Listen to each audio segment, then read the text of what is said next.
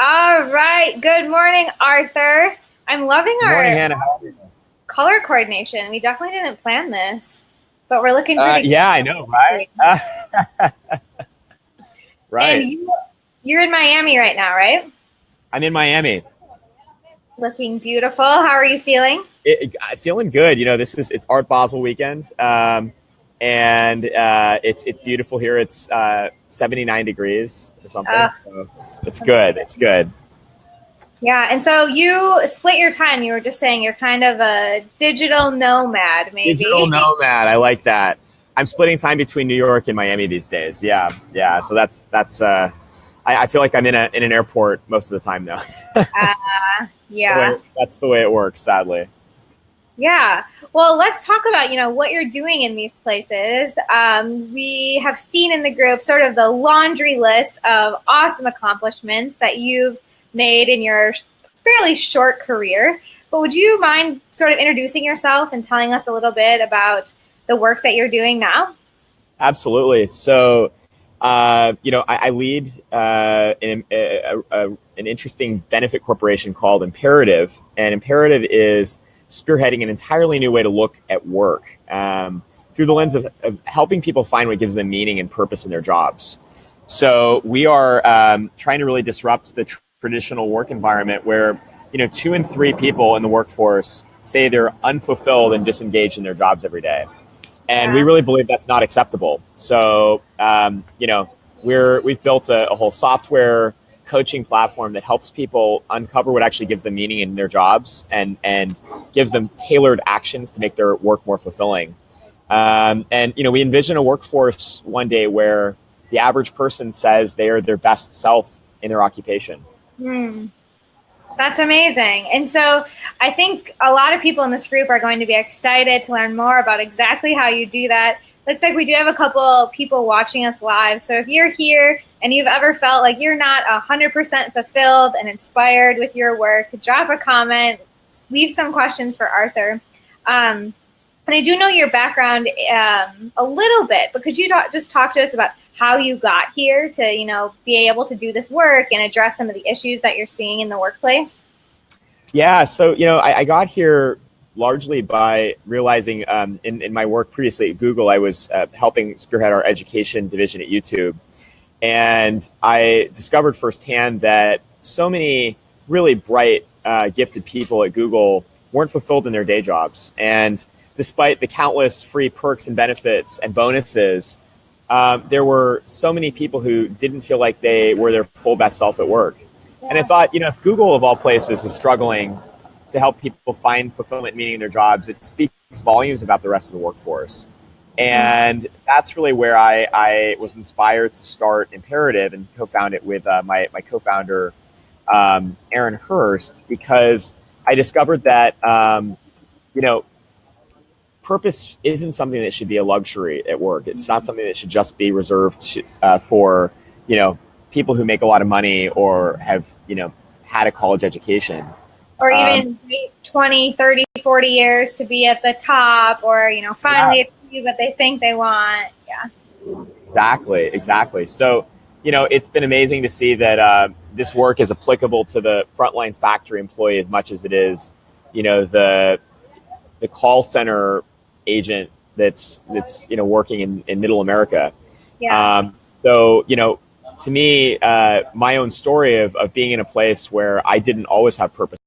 I moved over to spearhead, the work at Google, and I ran, I had a chance to run a couple other social ventures in my early career. So, now it's at that point where, um, you know, this is a growing organization. We're sort of leaving traditional startup phase and starting to become a real company. And again, every day is a different day. That startup life, super exciting. But what led you to kind of make the leap? A lot of people in this group ask other people that are interviewed and myself, like, how did you know it was time to do your own thing or quit the 9 to 5?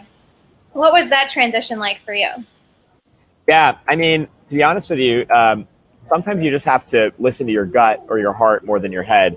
I would never have imagined, if you had asked me years ago, would you start an organization like Imperative? I couldn't have independently told you that. But what I discovered was, in the spirit of the work that we do, I needed to listen to my own, pulse on this and ask, what work fulfills you? What do you really believe you're being called to do?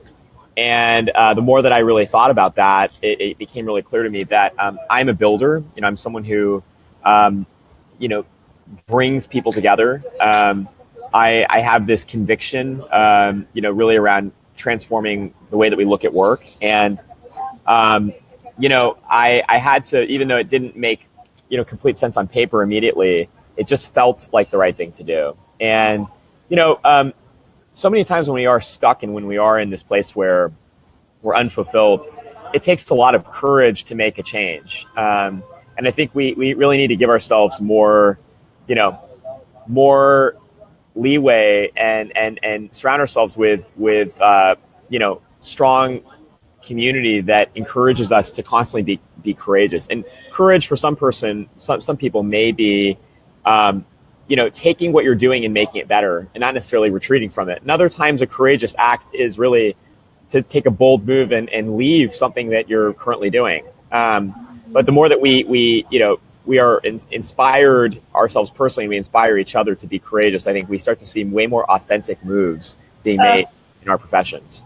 I could not agree more. I think, the common thread that I hear when I ask people this question is like, push comes to shove at some point, and like, how long are you willing to stay in that sort of dissonance between what you're really meant to do, like in your heart, and what you're sitting in or your head is keeping you safe with, like I personally, when I left my 9 to 5, it was because I just felt like this is not good for anyone. Like it's uncomfortable that I'm not showing up as my best. The team isn't getting much out of me. I don't know what's going to come next, but I just need to be more authentic and feel better in every aspect of my life. So I really appreciate that. And of course, having people that support you and push you to be true to yourself and that courage. Definitely agree. So I want to sort of segue a little bit here because Ruth is with us live. And I know Ruth is on a mission to revolutionize education and make some changes to the system. So she heard, I think, that you worked with the Google education stuff. And I know we're connected through a fellow educator. So she's asking, what do you think about the education system? Easy. Okay. And then what should be improved on the education system? And how would you figure out who the leaders in making these efforts to become allies and disrupt the education system? So let's dive into great question. Great questions, Ruth. I mean, I think in general, the education system, sadly, is teaching people what to think and not how to think. And, we've pushed standards down people's throats so much, especially in early education. We've caused people to already early in their lives operate from this scarcity mentality, conforming and restricting. And standards are important because, of course, we know that if we can measure something, we can manage it. But I'm afraid what's really happening in our school systems is we're not encouraging people to explore and be creative. And the arts are always the first thing to go. I have to say, as someone who was a musician early on in my educational experience, music and the arts probably formed me more as an entrepreneur than anything that I took that was meant to sort of prepare me vocationally. So I really subscribe to the vision of Ken Robinson, who wrote that schools are killing creativity. And he talks about the fact that we're educating people really in the head and not their full body. We're not teaching people to be dancers. We're not teaching people to be creative, to be musicians. We're teaching them to be, to basically have a limited set of what we consider to be successful skills. And even in college, we're conditioned in our career centers to show people a limited scope of opportunities that are the successful first career moves, right? And so I think we have to start really being more mindful of the more holistic ways we teach people what success really looks like. And for one person, success may be creative expression. For another, it may be professional accolades. For another, it may be having a lot of money. But we need to ask people earlier on in life, what do you really care about? What really matters to you? What even to ask, students at a young age, what do you really believe gives you purpose? We did a study of college students last year, and half of college students today would rather declare a purpose than declare a major. Can you believe that? So we really have to start giving people this creative space to explore who they are and what matters to them. And, if a traditional professional opportunity or an emphasis in mathematics is what someone cares about, then that's wonderful. But if we're finding that people have unconventional ideas that truly resonate with them, we have to sort of broaden our definition of what success really looks like. So I think that's a roundabout answer to education. And I think, the earlier we can start that conversation, the better, because so many people, follow the herd and follow other people's definition of success. And later on in life, realize they've been living someone else's life and not their own. And we have to really, again, getting back to encouraging people to be courageous, we have to encourage people to make courageous moves earlier, to ask themselves courageous questions earlier. Yes. If anyone listening wishes that they could have declared a purpose in college instead of a major, drop a heart emoji, because I don't know if Arthur, you know this, but I used to be a college advisor, and I would literally sit down with students and they had 36 check boxes. And it was like, okay, you're going to pick one of these and then we're going to create a path that gets you to do that. And it was so frustrating because no one really fits in those boxes. Okay, be a double major. Okay, volunteer to get your passion out there. And this is one of the things that got like so much dissonance in me, because it's like, they don't fit these boxes, and there's so much more, success out there. So I love the idea of starting young with more opportunities, more, even just conversation around what success means, because I definitely know from personal experience and working with people in this group that a lot of us end up with exactly what you said. Like, I'm living someone else's path, story, success. Yeah. And here we are, 20-somethings, like, now what? Did I miss my opportunity to, study my passion or make it my real life? And I don't know. No, that is exactly right. And, it's hard. And, I think I'm already seeing some really good new comments come in here. I don't know if you want to, build on that based on what you're saying. They popped up and then they disappeared. Yeah. No, people are largely agreeing, right? Like having more imagination to create new solutions. People wanting to declare a purpose in college. People giving Wally's saying props to advocating for the how over the what to think in school. Yeah. And again, I think a lot of, as I philosophically think about sort of what has caused this, why are 2 in 3 people in the workforce disengaged and unfulfilled? Why are so many students so stressed out? And we've created a competitive environment where we incentivize people with resources that are inherently scarce. If you think about the pinnacle of success, quote unquote, in the real world that people talk about is having a lot of money and having a great deal of social status.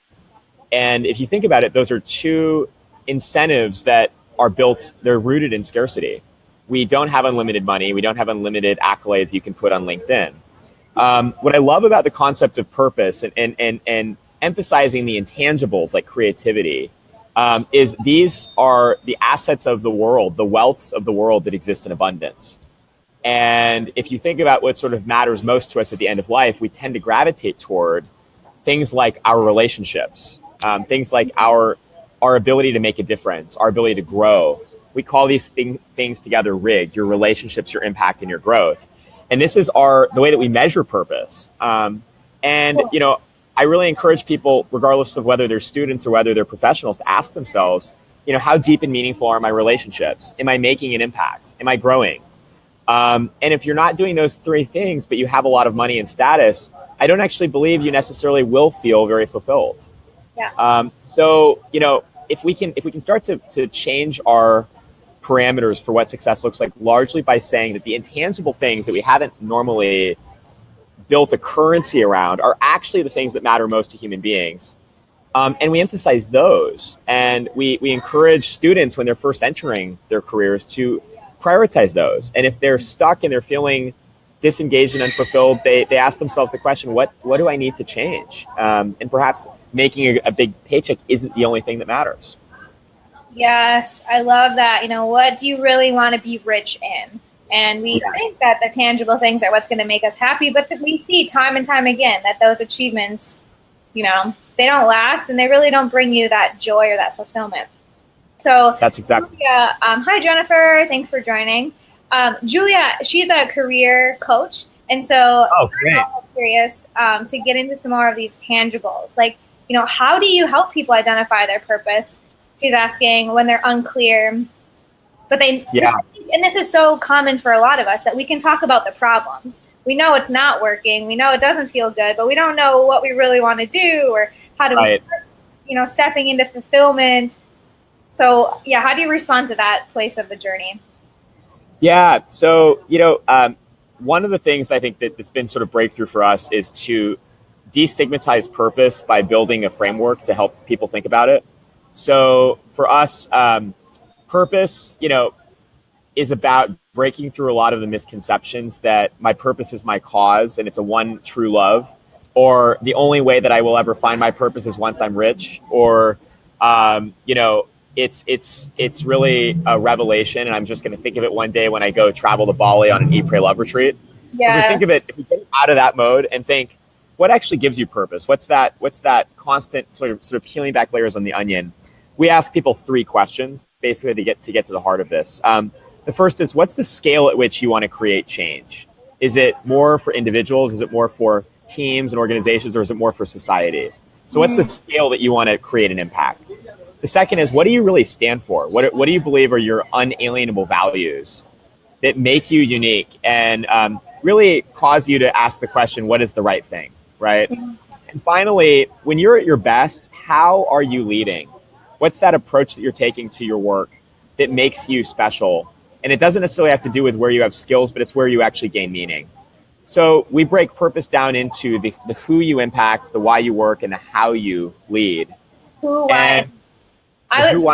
While you were speaking, I was kind of thinking about the scale, oh no, I just lost it. The scale, the something, and the shining. The second one was I had a good S3 acronym going with, because I was trying to remember them, but you broke it down. Yeah. Or you could say the who, the why, the how, or we call it your impact, your values, or your craft are really what make up your purpose. And what's huge, really interesting. Write that down. Those are amazing for using your own on your teams with your clients. And for everyone viewing this today, we've actually created a purpose profile, which is a whole purpose diagnostic that helps you answer these questions and gives you a full report. Awesome. So if you send us, or if you drop us your email, I don't know how we can get that. We can, we'll invite you to take this. It's a whole platform we've built to help people answer these questions. Cool. And but that really for us is how we define it. And what we've realized is in that process, we've built a common language for talking about purpose that people can really react to. So it's been pretty powerful to see that sort of come to life. Amazing. Yeah, we'll definitely make sure people can connect with you and get that worksheet so that they can work through these questions. And so Wally's talking about something that I want to loop back to. We talked a little bit about your journey and that you were seeing people unfulfilled working in Google. I would love to know more. He's asking about your why. Why did you begin digging into this work? But then also, this has led you down a lot of paths. Imperative isn't all that you've done. You do speaking engagements. You're on a lot of impressive boards. So can you talk to us a little bit about, I guess taking Wally's question of why are you on this, but also why are you leveraging platforms? Or, you said we don't need a lot of accolades, but, why is that part of your mission or your work right now to be, Forbes 30 under 30, TED Talks? Yeah. Talk to us about how that weaves into your mission.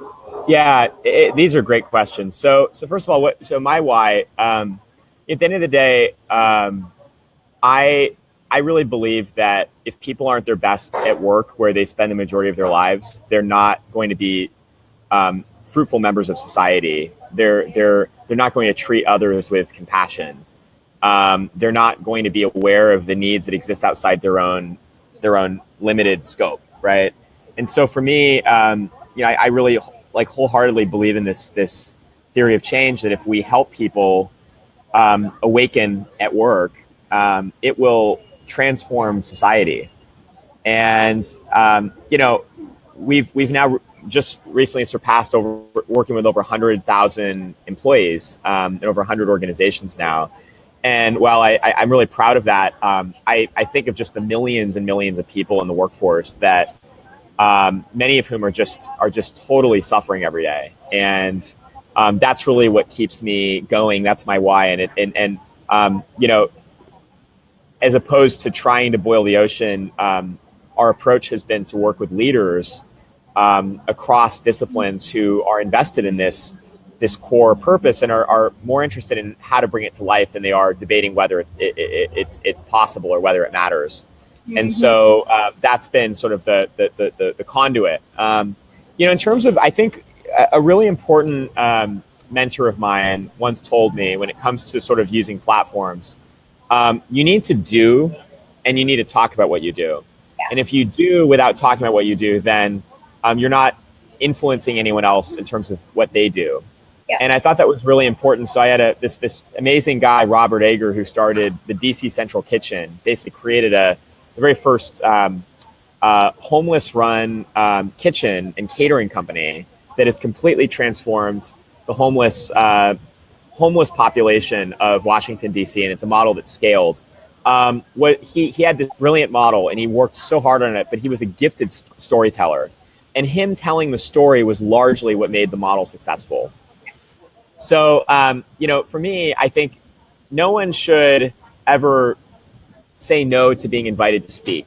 No one should ever say that that's not a priority, or that it's about ego. I think when you do something you believe in, you have to tell that story because it inspires other people to do what they believe in. Mm-hmm.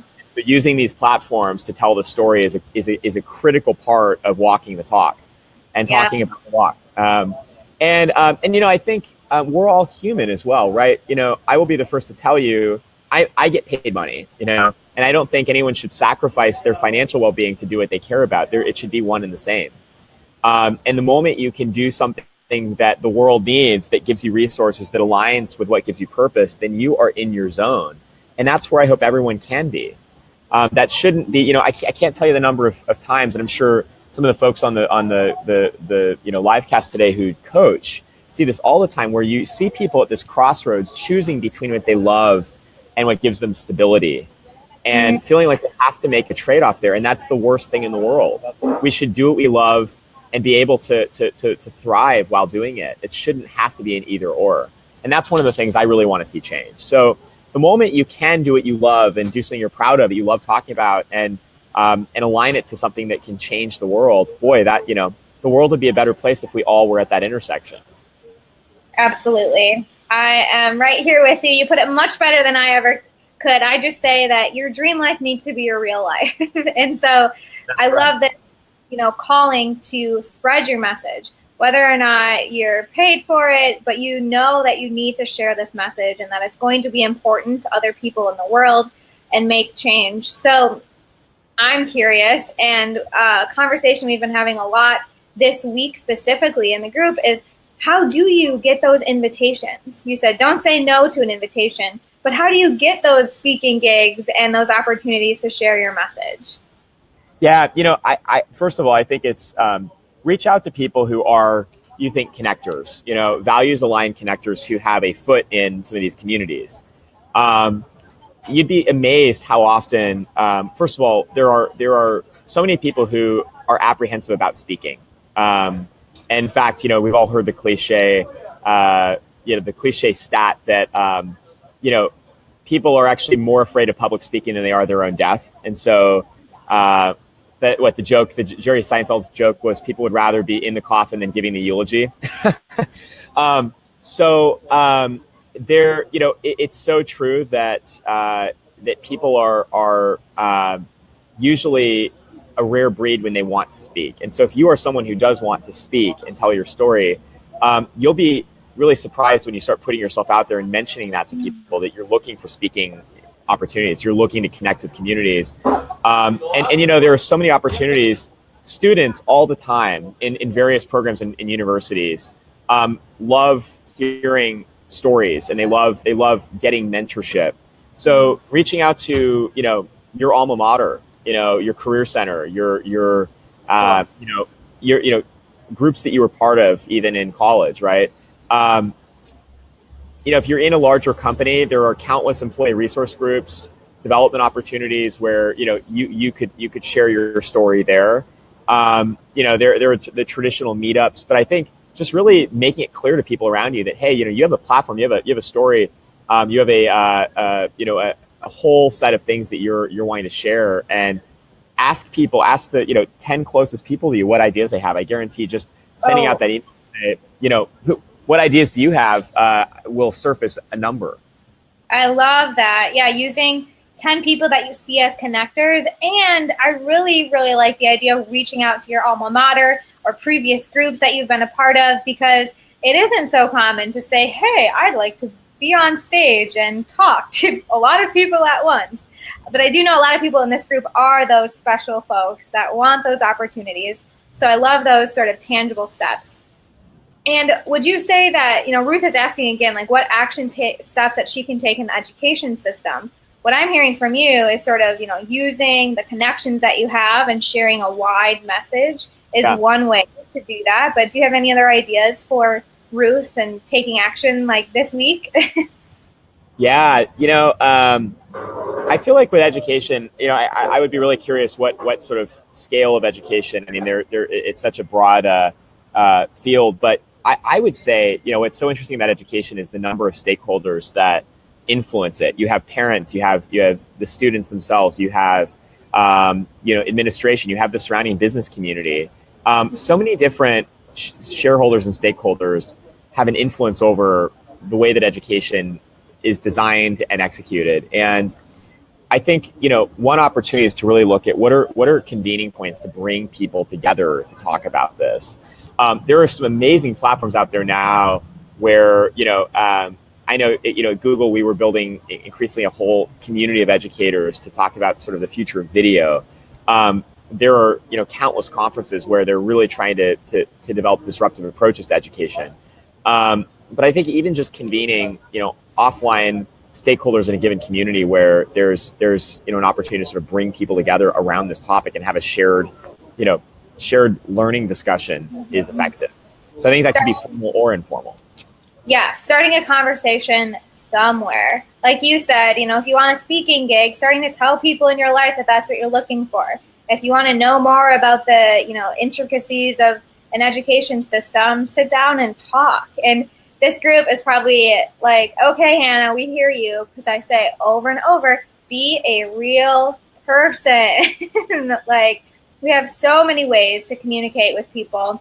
But if we don't have, the authenticity or really the courage to go out and start a conversation, it's really hard for you to become an influencer or make the changes that you want to see. That's exactly right. Awesome. So we talked a little bit about, like surrounding yourself with people that are going to give you courage and, listening to your heart, because your work is so focused on making sure that we get the most out of this life, and work is a huge part of that. So I'm also curious, what are some things that we can do? You're going to share with us those questions to ask us about our purpose, but what are things we can do in our day-to-day work lives to improve our, good feelings or productivity, and really feel that fulfillment that you're so passionate about? Yeah. So the first thing is try to ask yourself these questions, and you'll get them in the purpose profile. Who do I want to serve? Who do I want to impact? What do I stand for? Why, how do I lead? And those make up your purpose profile, which those things, when you answer them really honestly about you when you're at your best, you when you are fulfilled, don't tend to change massively. So it's a really important insight. So getting that clarity is basically what builds your North Star. The things that will matter to you in 10 years, just as much as they matter today. And if we get out of this mode of, well, that must just be education or it must just be healthcare, and it's really just about me wherever I am, whether I'm in the public sector, whether I'm in the private sector, whether I work in a nonprofit, or whether I'm off traveling the world, my North Star should always be the same. That is my purpose. Mm-hmm. So I think just answering those questions and trying to really get clear of what will not change in 10 years about me.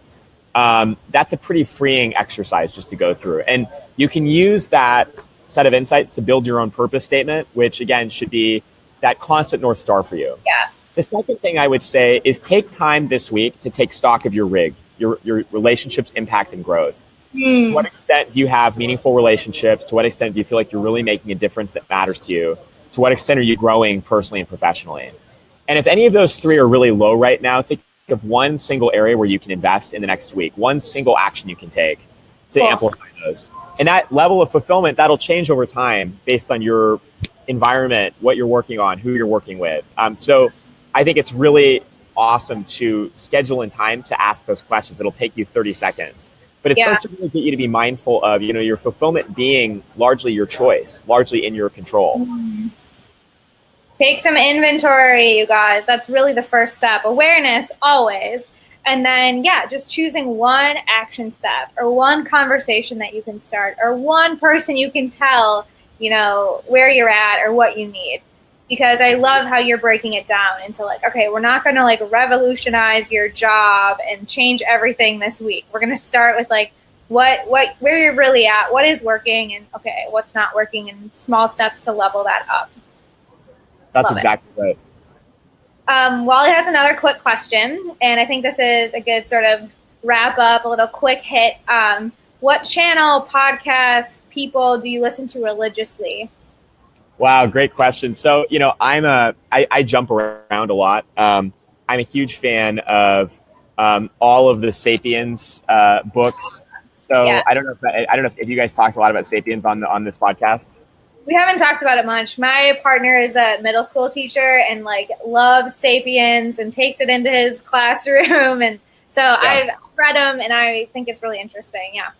So, I think generally speaking, all of Yuval Noah Harari's work is incredible. I think it gets to the heart of so much of what we're talking about here, which is moving back to a pragmatic way of looking at the world and what matters, and to look at the fact that so much of the way that we've defined success today has to do with fabricated human order that was only created really to be convenient. It was not because it would be what helps human beings thrive. And so if we return back to this pragmatic question of what matters to us, you start to see there's a real clarity there.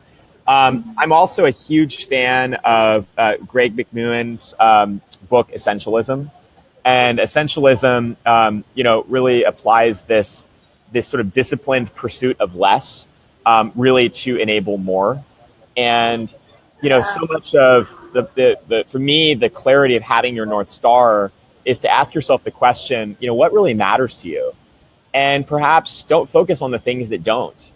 We bog ourselves down by trying to do everything, trying to be everything to everyone. And we end up finding ourselves, spread so thin and oftentimes not very fulfilled. But if we get clear on the things that matter to us and we let that be our compass for the decisions we make and the things we invest in, it really transforms. It's so cathartic. It's so freeing. And so I love this concept of essentialism because I think it can apply, very tactically to what we do in our day to day, but also just more in terms of how we live our life every day, and how we really govern our decisions. So huge fan of that.